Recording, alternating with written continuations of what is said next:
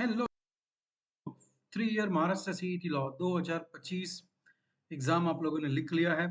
Admission process भी चालू हो चुका है for LLB 3 years and I believe आप सभी लोगों ने राउंड 1 एंड राउंड 2 के लिए पार्टिसिपेट कर लिया है। Now I am in the official website of CET cell. We can see हमारी जो फाइनल मेरिट लिस्ट है वो आ चुकी है। जितने भी स्टूडेंट्स का नाम फाइनल मेरिट लिस्ट में आया था they are eligible to fill college option form. मतलब अगर आपका फॉर्म सही था, आपका नाम फाइनल मेरिट लिस्ट में आ गया है, इसका मतलब ये कि आप कॉलेज की जो ऑप्शंस हैं, जो जो कॉलेजेस के आप चॉइसेस देना चाहते हो वो आप रख सकते हो। अपार्ट फ्रॉम दिस एक और चीज है कि आप आपका जो फॉर्म है उसको अनलॉक नहीं कर सकते, वो लॉक हो चुका है। कॉलेज का नाम देना इज कंपलसरी, क्योंकि बिना कॉलेज का नाम दिए आपको कैसे कोई कॉलेज लग सकता है। काफ़ी सारे स्टूडेंट जब ये पूछते हैं कि मेरा ये स्कोर आया है, मुझे कौन सा कॉलेज मिलेगा, तो मैं वही बार बार उनको कहता हूँ कि आपको पहले कॉलेजेस सेलेक्ट करना है कि आपको कौन कौन सा चाहिए। ओके, तो आप जो कॉलेजेस दोगे उसी में से आपको कोई ना कोई कॉलेज मिलेगा। आपको कहा गया है कि उसको लॉक करना है प्रेफरेंसेस को, एंड उसको देख भी लेना है। पीडीएफ आप उसका ले सकते हो and recheck all the details properly. And जिसका नाम नहीं है इस लिस्ट में, ओके, वो अपना जो फॉर्म है उसको एडिट कर सकते हैं एंड आने वाले स्टेज में पार्टिसिपेट कर सकते हैं। ठीक है, so this is one thing जो मैं आप लोगों के सामने बताया, जो स्क्रीन पर दिख रहा है। आई बिलीव आप सभी को ये चीज़ें दिखती होंगी। नाउ थोड़ा सा हम आगे बढ़ते हैं। जो फाइनल मेरिट लिस्ट है वो कुछ इस प्रकार से दिखेगी जैसा मैं आपको स्क्रीन पर दिखा पा रहा हूँ। ओके, यहाँ पे आपको आपका एप्लीकेशन नंबर, काफ़ी सारे स्टूडेंट्स को ये लगता है कि ये रैंक है, ऐसा नहीं है। इट इज़ जस्ट कि जितने लोग ओके राउंड 1 में पार्टिसिपेट किए हैं, जिनका फॉर्म अप्रूव्ड है, ओके, ये सारे लोग को सीक्वेंस वाइज नंबर है। ठीक है, हो सकता है काफ़ी सारे स्टूडेंट्स का फॉर्म अप्रूव नहीं होगा, हो सकता है काफ़ी सारे स्टूडेंट्स ने राउंड 1 में फॉर्म नहीं भरा है, तो ये कोई रैंक नहीं है, it is just a merit number. ठीक है, तो इसके अंदर आपका नाम लिखा होता है, आपका date of birth, open category या जो भी आपका कैटेगरी है, कैंडिडेट टाइप है, रिजर्वेशंस कुछ हैं, ओके, सीईटी में क्या स्कोर आया है, आपका ग्रेजुएशन 10 ट्वेल्थ में क्या था, परसेंटेज, वो सारी चीज़ें यहाँ पे लिखे रहता है। फाइन, इसी प्रकार से ये हमने महाराष्ट्र स्टेट स्टूडेंट्स का देखा, उसी प्रकार से ओएमएस स्टूडेंट्स का भी होता है। एंड अगर किसी का नाम नहीं आया है तो ये पर्टिकुलर लिस्ट में आपको देखने को मिलेगा। ठीक है, अब हम एक दो चीज़ें और समझते हैं यहाँ पे। ये दिस इज़ वेरी इंपॉर्टेंट। अब हम जिस स्टेज में पहुंचे वो मैं आपको बता देता हूँ, आपको स्क्रीन पर दिखाई देगा। फाइनल जो मेरिट लिस्ट थी वो आ चुकी थी, एंड अब आपको कॉलेज ऑप्शंस के फॉर्म रखने। एक चीज याद रखिएगा, राउंड 1 एंड राउंड 2 के लिए साथ में ही आपको कॉलेज ऑप्शंस भरना है, जो आप 3 4 5 3 दिन का आपको समय मिला है, तो 5 तारीख तक आप इसको भर सकते हो। आइडली भी रिकमेंड कि आप एज सुन एज पॉसिबल आप इसको फिल कर लीजिए। अब इसके बाद का स्टेज क्या होगा वो हम समझते हैं। आपको एक कॉलेज मिलेगा, मान लीजिए। अच्छा, एक और सवाल यहाँ पे काफी सारे स्टूडेंट्स के मन में आता है कि हम कितने कॉलेजेस सेलेक्ट कर सकते हैं। इसकी कोई भी लिमिट नहीं होती है। ओके, तो आप मिनिमम एक, maximum there is no limit.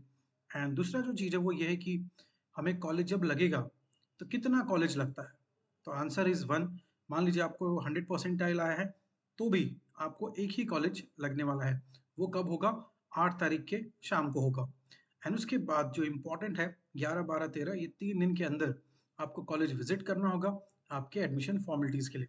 अब यहाँ पे एक इम्पॉर्टेंट सवाल आता है कि जो बच्चे खासकर आउट स्टेशन से हैं, आउटसाइड महाराष्ट्र से हैं, मैं आपको बता देता हूँ, आपको रिपोर्ट करना पड़ेगा, खुद ही जाना होगा। पेरेंट्स को भेज के वो चीज़ें नहीं हो पाती हैं। You need to visit with all the required documents, जो ओरिजिनल डॉक्यूमेंट्स हैं, कॉलेज की फीस है, वो हर एक चीज़ आपको लेके जाना होता है। ठीक है, तो इस प्रकार से आपका राउंड 1 यहाँ पे खत्म होगा, और जो स्टूडेंट्स राउंड 3 के लिए फॉर्म फिलिंग करना चाहते हैं आप कर सकते हो। राउंड 2 का जो वैकेंट सीट होगा राउंड 1 के बाद, जितनी सीट बचेगी वो 14 तारीख को दिखाया जाएगा, और फिर अलोकेशन होगा 19 तारीख के बाद से। ठीक है, तो फिलहाल यहाँ पे समय है, हम यहाँ पे नहीं जाएंगे, बट जो इम्पोर्टेंट चीज़ है वो ये डेट्स हैं जो आपको ध्यान में रखना है।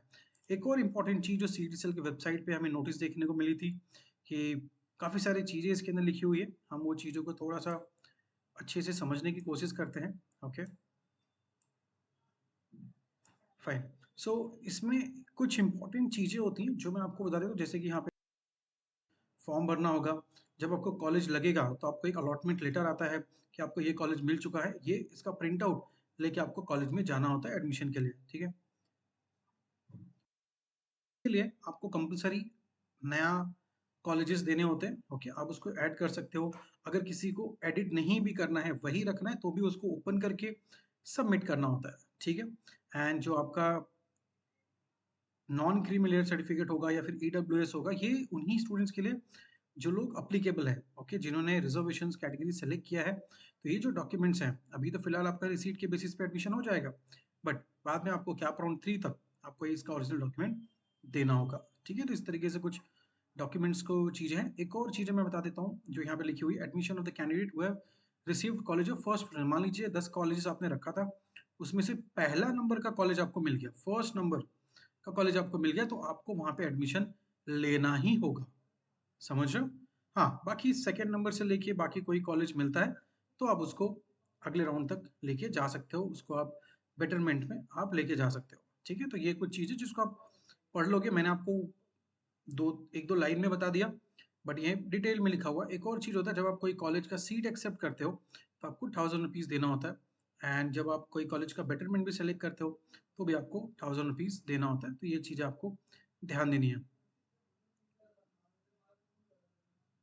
ठीक है। बाकी डॉक्यूमेंट्स को लेकर ही यहाँ पे चीजें दी गई, आप इसको एक बार पढ़ेंगे अच्छी तरीके से तो समझ में आ जाएगा। दो ही तीन चीजें आपको समझनी है कि एक, मान लीजिए आपने 10 कॉलेजेस दे दिया, पहला नंबर का ही कॉलेज मिल जाता है, इसलिए लोग कहते हैं, मैं भी कह रहा हूँ, फर्स्ट कॉलेज वही दीजिएगा, फर्स्ट प्रेफरेंस वही रखिएगा, जहाँ पे एडमिशन मिले तो आप जाके ले लीजिएगा, ठीक है। क्योंकि अगर फर्स्ट नंबर का कॉलेज मिला, फर्स्ट प्रेफरेंस में आपने रखा था, तो आपको एडमिशन वहाँ ही लेना पड़ेगा, ठीक है। Fine, so thank you so much, we wish you all the very best. Dates आप लोगों के सामने है, जैसा कि मैंने आपको डेट्स बताया, 5 तारीख तक ऑप्शंस फॉर्म आप भर दीजिएगा। बहुत सोच समझ के कहाँ से कट ऑफ देखना है ये भी मैं बता देता हूँ। हमने 2-3 लाइव सेशंस लिए थे ऑफिशियली सीईटी सेल की वेबसाइट पे। जब आप आओगे तो आपको सीईटी सेल की वेबसाइट पे देखने को मिलता है, ये देख सकते हो आप, कैप एप्लीकेशन 3 इयर्स एडमिशन 25-26, यह है कॉलेजेस के नाम। तो अगर किसी बच्चे को ये जानना है कि कॉलेजेस कौन कौन से हैं, कितनी सीट है, कैटेगरी क्या है, मीडियम क्या है, उसमें कौन से लैंग्वेज में पढ़ाने वाले हैं, कॉलेज का एड्रेस क्या है, वो हर एक चीज़ें आपको कॉलेज के इस पर्टिकुलर वेबसाइट पे देखने को मिल जाएगा। अब यहाँ पे आप यूनिवर्सिटी वाइज चीज़ें दी गई हैं, जैसे आप देख सकते हो, जलगांव के कॉलेजेस, कोल्हापुर के कॉलेजेस, ओके, सोलापुर के कॉलेजेस, नांदेड़, फिर मुंबई के कॉलेजेस हैं, ओके। उसी प्रकार से हमें पुणे के कॉलेजेस हैं, ठीक है। तो आप जितना ज़्यादा स्क्रॉल डाउन करते जाओगे उस प्रकार से आपको कॉलेजेस के नाम दिखेंगे। अब मन में जो सवाल आ रहा है कि कट ऑफ्स कैसे चेक करें, तो कट ऑफ भी चेक करने का तरीका मैं आपको बता देता हूँ। वी नीड टू, अच्छा, ये सीईटी सेल की वेबसाइट पे हमें लॉगिन करना होता है, मैं आपको वो भी बता देता हूँ, एक सेकंड रुकिए। तो कॉलेजेस के कट ऑफ देखने के लिए हमें सीईटी सेल का जो ये वेबसाइट है, यहाँ आना होगा, कैप पे क्लिक करना होगा। 25-26 का तो अभी एडमिशन प्रोसेस चल रहा है, हमें 24-25 के पोर्टल पर यहाँ पे हमें आना होगा। यहाँ एलएलबी 3 इयर्स पे क्लिक करना है।